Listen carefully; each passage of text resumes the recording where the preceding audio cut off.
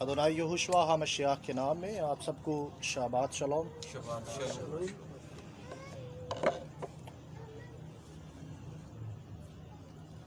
बारुक यहोशुआ हमशियाह। जो लोग हमें ऑनलाइन फेसबुक पर देख रहे हैं या यूट्यूब पर देख रहे हैं, वो हमें तोरा और यहोशुआ पेज पर भी फॉलो कर सकते हैं, और हमारे यूट्यूब चैनल को भी आप सब्सक्राइब कर लें ताकि आपको हर वीडियो लाइव के बाद वहाँ भी मिल सके। हालेलुया। हम खुदावंद के कलाम में से उन्वान जो सीख रहे हैं वो है नूह और इब्ने आदम के दिन। नूह और इब्ने आदम के उसका पॉइंट नंबर 4 है। मरकज़ी हवाला जात जो हैं उनमें से पहला हवाला जो है वो है मत्ती 24 बाब आयत नंबर 37, जहाँ लिखा है जैसा नूह यानी नूह के दिनों में हुआ वैसा ही इब्ने आदम के आने के वक्त होगा। हालेलुया। तो उसका पॉइंट नंबर 4 है। पॉइंट नंबर 4 में है जी नूह की उम्र 480 साल और कश्ती बनाने की शुरुआत। नूह की उम्र 480 साल और कश्ती बनने की शुरुआत। इसके लिए सबसे पहला हवाला जो है वो हम पढ़ेंगे पॉइंट नंबर 4 के लिए। पैदाइश 7 बाब आयत नंबर 6 में लिखा है, और नूह 600 बरस का था जब तूफान ज़मीन पर आया। नूह कितने बरस का था? 600 बरस।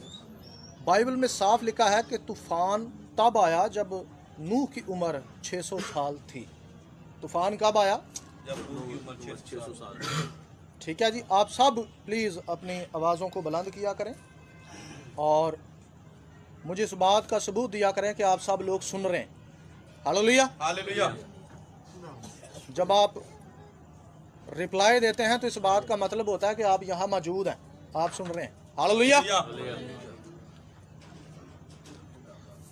और खुदा ने तूफान का ऐलान तूफान से ठीक 120 साल पहले किया।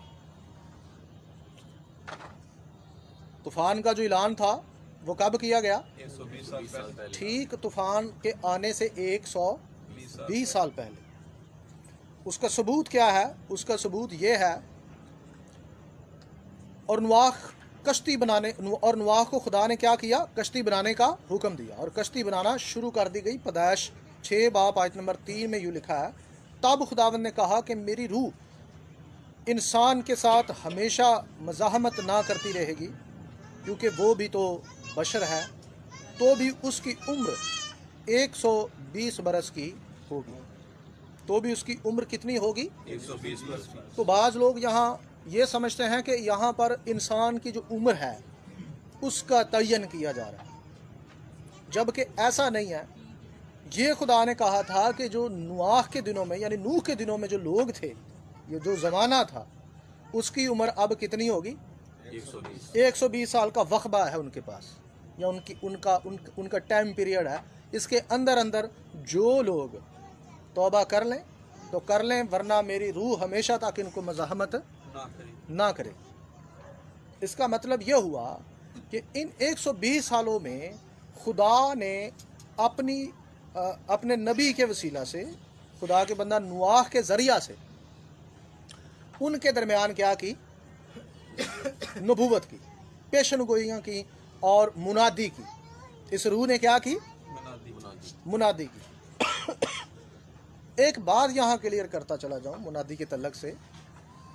पतरस के ख़त में एक रेफरेंस है जो कोड करके ये कहा जाता है कि जी यीशु अल मसीह जब मुआ, दफन हुआ और तीसरे दिन मुर्दों में से जी उठा, तो इन 3 दिनों के दौरान उसने पताल में, आलम रवा में क्या की? मुनादी की। एक लफ्ज़ लिया जाता है कि कैदी रूहों में क्या की गई? मुनादी की गई। पास्टर साहब ये हवाला ज़रा निकाल के इसको पढ़ें ज़रा। तो ये इस हवाले को लेकर ये तासुर पेश किया जाता है कि जी यहोशुआ हमशियाह यानी यीशु अल मसीह ने आलम रवा में उतर कर उन कैदी रूहों में मुनादी की, जबकि ऐसा कोई माजरा नहीं है। ऐसा कोई माजरा नहीं है। याद रहे, जब आप میتھیولوجی پڑھتے ہیں، گریک میتھیولوجی پڑھتے ہیں، تو آپ کو پتہ چلتا ہے کہ پتال کے اندر جو اترنے کا سلسلہ ہے اور وہاں پر پریچنگ کا سلسلہ ہے، یہ ان کے دیوتا زیوس کا سلسلہ ہے. یہ تفسیر وہاں سے مستعار ہے. یہ تفسیر یعنی یہ یونانیوں کی بت پرستانہ تفسیر ہے. اس کا بائبل کے ساتھ کوئی بھی تعلق واسطہ نہیں ہے. تو یہ زبردستی کی تفسیر کلیسیا کو سکھا کر کلیسیا کا جو ہے یہ عقیدہ بنا دیا کہ یسوع المسیح ہوا اور 3 دن جب اس کا جسم مردہ رہا تو اس کی روح پتال میں کیا کر رہی تھی؟ منادی کر رہی تھی. روحوں کے اندر ایسا کوئی سلسلہ نہیں ہے، اور کہیں لکھا بھی نہیں ہے کہ اس نے عالم روا میں منادی کی. یہ صاف جھوٹ ہے. یہ لکھا ہے کہ قیدی روحوں میں منادی کی. کن روحوں میں منادی کی؟ پاسٹر صاحب نکال لیا ذرا یہاں کھڑے ہو کر بلند آواز سے پڑھنا.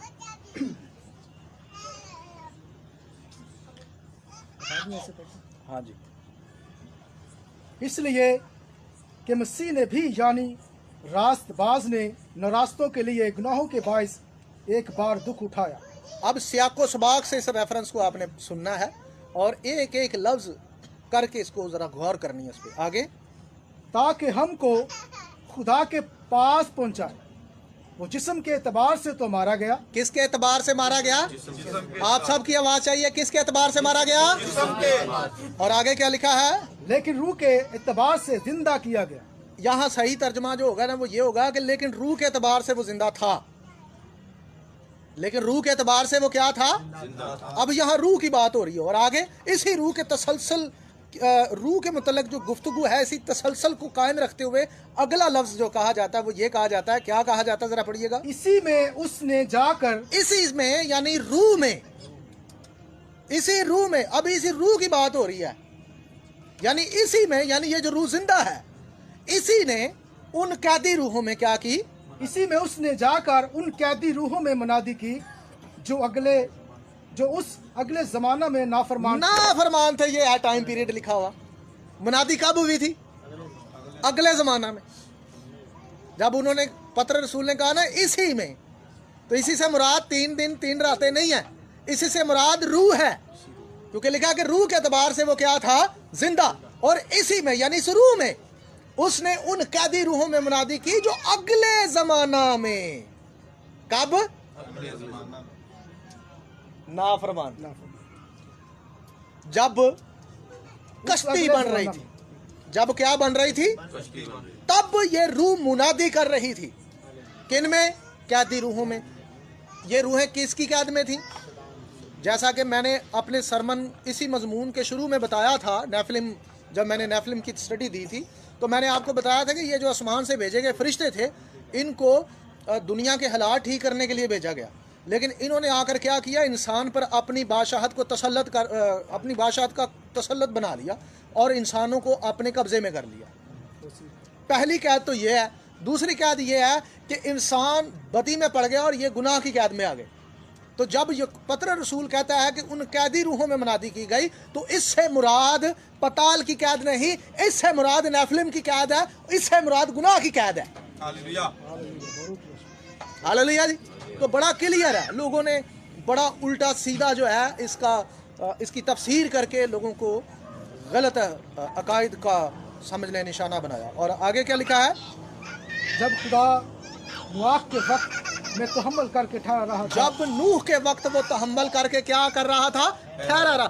وقت ساتھ میں رسول بتا رہا ہے کہ یہ منادی کب ہوئی ہے. وہ کہہ رہا اگلے زمانے میں. اب حیرت کی بات ہے کہ اس لکھے ہوئے وقت کو چھوڑ دیا جاتا ہے اور اپنا کوئی تفسیری وقت نکال کر اس کو جو ہے کلیسیا کے سامنے پیش کیا جاتا ہے. ایک رسول خود بتا رہا ہے کہ یہ منادی کب ہوئی ہے. وہ ساتھ ہی لکھتا ہے کہ اگلے زمانہ میں جب وہ کشتی بن رہی تھی اس روح نے منادی کی. اب یہ روح کون سی ہے؟ میں دوبارہ پڑھ دیتا ہوں، اس روح کی نشاندہی کرتا ہوں. یہاں یسوع اپنی روح میں یہوہ ثابت ہو رہا ہے. ہاللویا. اس روح نے کب منادی کی ذرا سن لیں. پیدائش 6 باب کی آیت نمبر 3 دوبارہ پڑھ رہا ہوں. تب خداوند نے کہا کہ میری روح انسان کے ساتھ ہمیشہ مزاحمت نہ کرتی رہے گی. یعنی وہ ڈانٹ رہی تھی، وہ جھڑک رہی تھی. ہاللویا. وہ مزاحمتی منادی کر رہی تھی. इंसानों को रोक रही थी गुनाह से कि ये गलत है। हालेलुया। नूह के जरिए, नूह नबी के जरिए ये है वो मुनादी। क्योंकि यस्सु की रूह क्या है जी? यस्सु की रूह यहोवा है। यस्सु की क्या है? रूह यहोवा। यहोवा है। यस्सु जिस्म के एतबार से तो मारा गया, लेकिन वो रूह के एतबार से जिंदा था। हालेलुया। तो इसी रूह ने पैदाइश छठे बाब में उन लोगों में मुनादी की, मज़ाहमती मुनादी की, क्योंकि ये छठे बाब में साफ लिखा हुआ है कि अब मेरी रूह हमेशा हमेशा उनके साथ मज़ाहमत ना करेगी। अब इनकी उम्र, यानी इनके पास जो टाइम पीरियड है, जो वक्फा है, वो कितना है? 120। हालेलुया। हालेलुया। अब आगे बढ़ते हैं।